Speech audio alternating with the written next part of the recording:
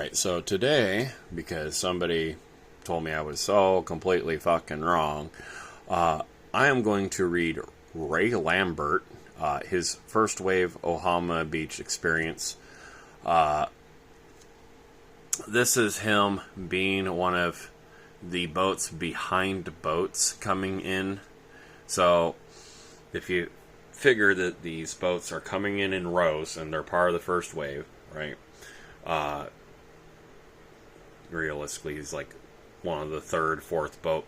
And we know this because on the very first part, the approach, our ship stopped 10 miles out at 3 a.m.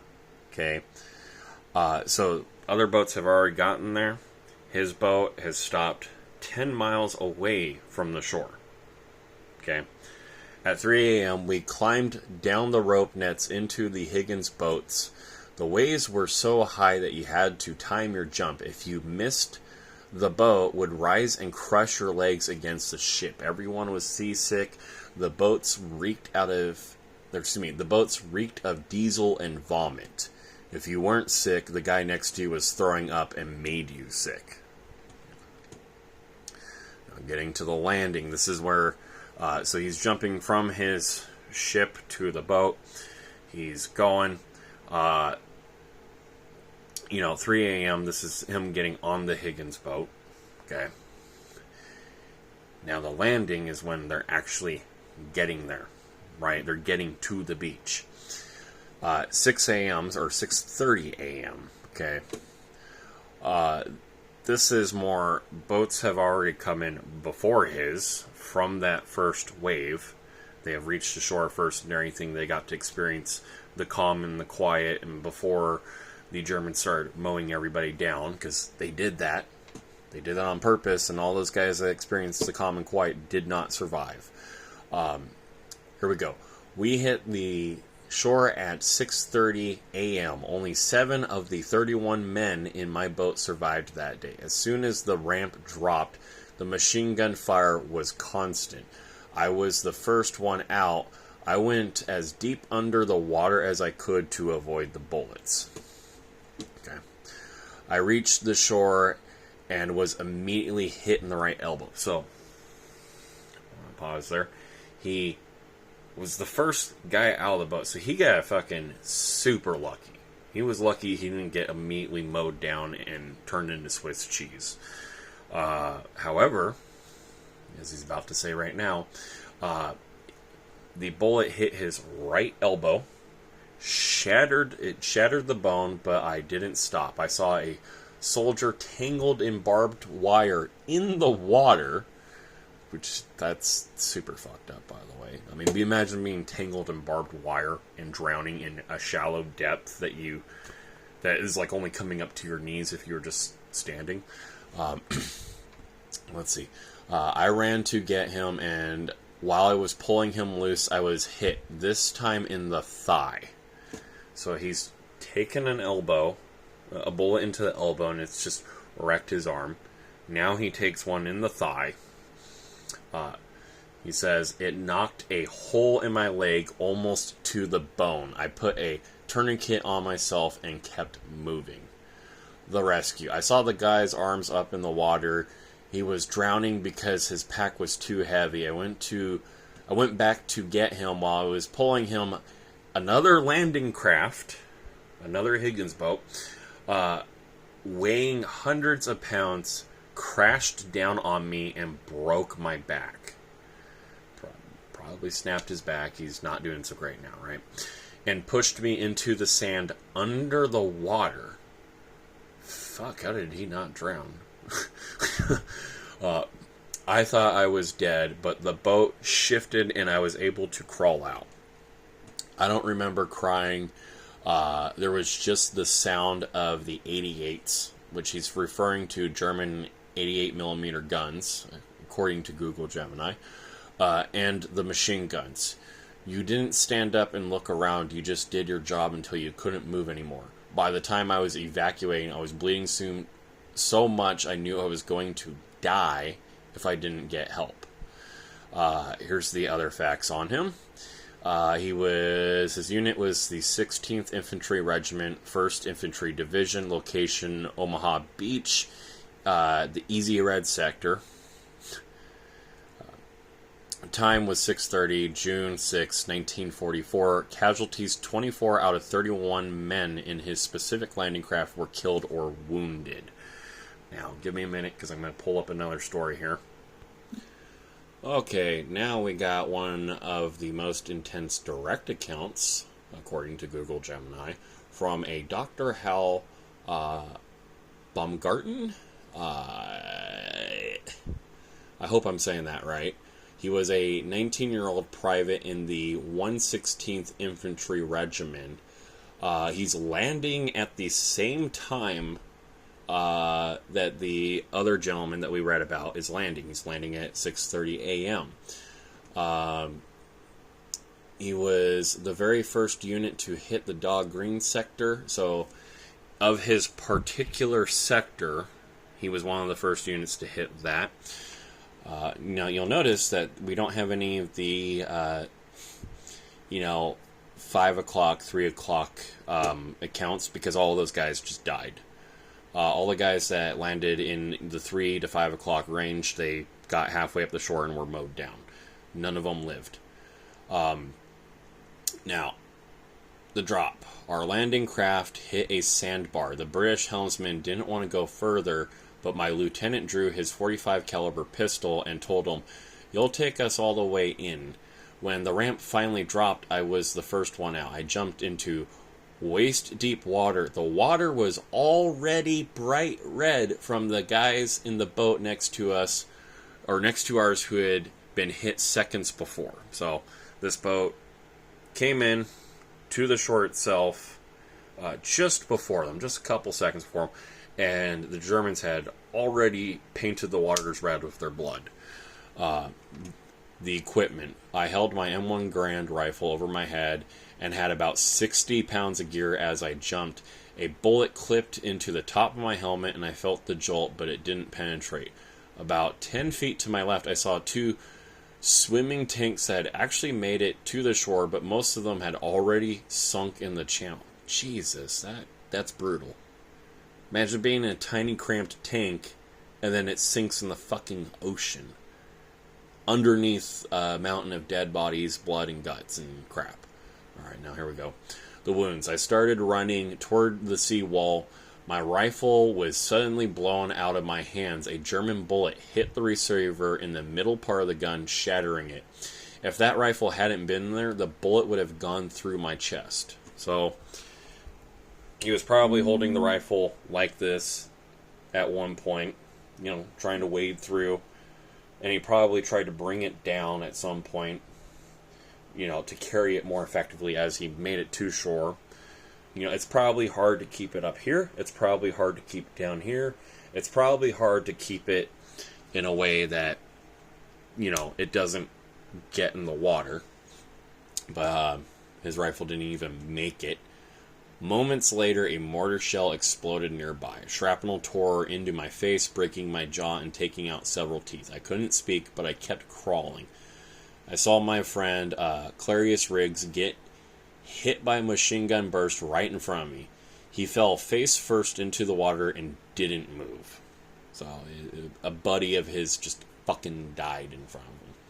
The shelter. I finally reached the Zhek Hedgehog, a big steel X-shaped obstacle. I hid behind it, but the tide was coming in fast.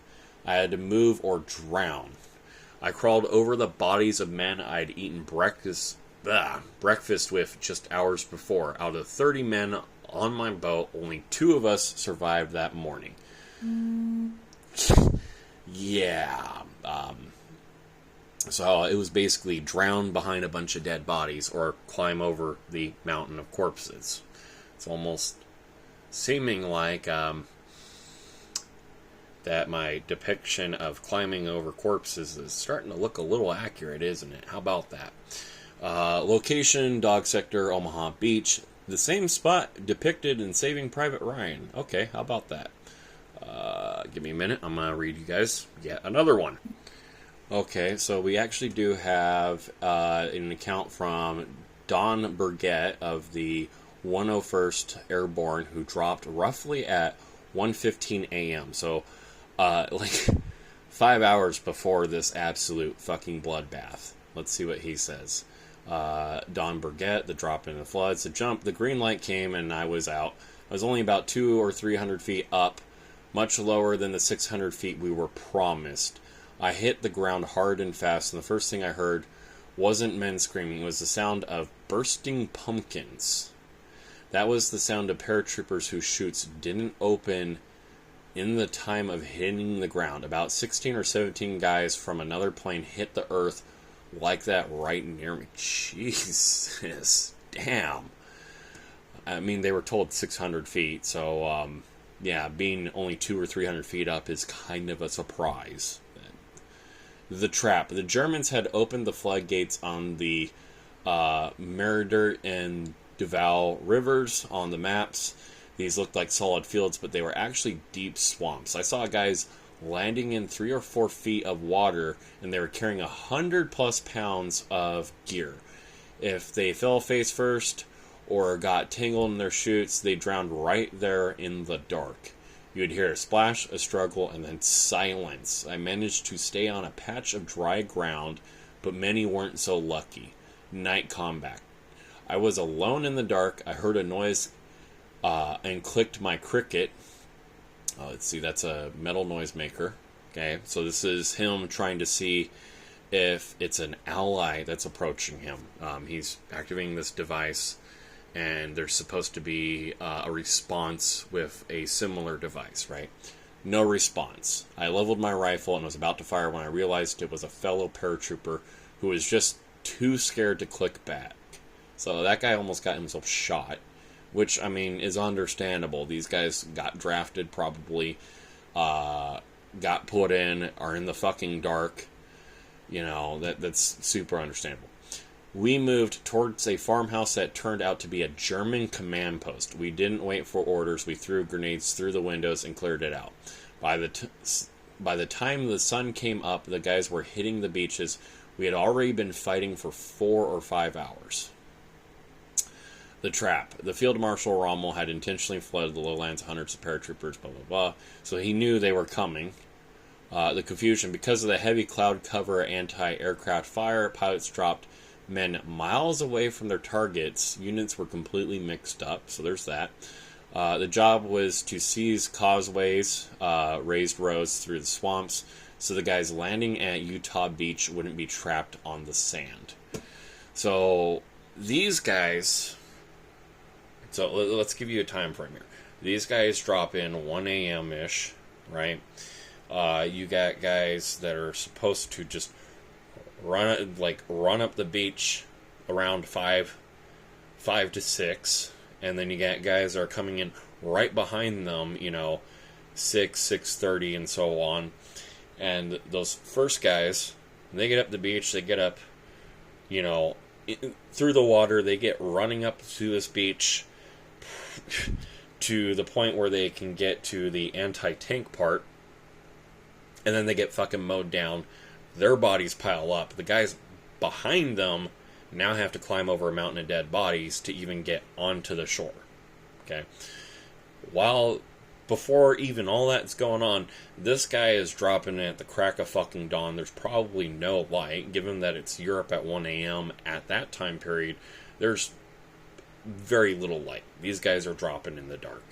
And some of them are not pulling their parachute in time because they weren't told 600 feet. It's 200 or 300 feet. They couldn't do the math, and, well, apparently they sound like pumpkins exploding. That's really dark and grim. Okay, so now here's Google Gemini talking about a very specific trap. One of the traps I mentioned happened at Ohama Beach and Easy Red and Fox and Green sectors. Okay, so those 3 sectors, because of the smoke and the layout of the German bunkers, some landing craft, the Higgins boats that we were talking about earlier, hit the sands, and the ramps dropped to complete silence. Okay, so in these 3 sectors that, by the way, are actually the bloodiest and the worst, remember, the Beast of Ohama mowed down like 3,000 troops right then and there, because he was told to wait for them to come up the beach and then to shoot ahead of where they were, basically being where they would be running to, and it was a very extremely effective tactic. Okay, soldiers throughout the naval bombardment had killed all the Germans. They started walking, not running, across the sand because it's quiet. They're not being shot at. They think they've killed all the Germans. Okay, the Germans who had been ordered to wait until the beach was full. That's the thing that I'm talking about. Okay, opened fire. Here is the straight fact. The account of Staff Sergeant Walter Wally, Elhers and his brother Roland, who were in the very first wave. So these are guys hitting the beach at like 5-ish, 5, 6, like right couple minutes, seconds before other boats. Okay, the silent landing, Walter Ehlers, the false sense of security. We hit the beach and the ramp went down. Nothing, no bullets, no shells. It was quiet. We thought the Navy did it. They knocked out the big guns. My brother Roland was in the boat right next to me. I looked over and saw his unit starting to walk up the beach. We weren't even running because there was no fire. We thought it was going to be a walkover. The trap springs. We got about halfway across the sand, maybe 100 yards in the entire bluff, just turned into a wall of fire. The Germans had been sitting in their pillboxes watching us the whole time. They waited until we were from the water, so we had no place to hide. This is the thing that I mentioned in my previous YouTube shorts. Okay? Let me continue. I saw the machine gun burst, catch a group of men right in front of me. They didn't even have time to hit the dirt. 1 second they were walking, the next they were just gone. My brother's boat had landed just like mine. I saw him and his men get out, and they started moving up, but once the fire started, it was every man for himself. I had to keep my guys moving. I didn't want to find out until later that Roland's boat took a direct mortar hit once the silence, again, that thing that I was talking about that people swear I got wrong, ended. He was killed right there on the sand. Out of my original squad, I was one of the only ones who made it to the sea wall. So this guy was like the very fucking first of the first wave, and he actually made it. So I was a little bit wrong. I thought all the guys in this silence, I thought all of them just got mowed down. But this was, again, I'm gonna go back. So he's more of in command. Wider stand nest, 62, this specific German strongpoint overlooking the area. Commander Friedrich Scholz ordered his men not to fire until the Americans reached the killing zone in the middle of the beach to maximize casualties. He also told this to the Beast of Ohama. The shingle, the cover was a small blink.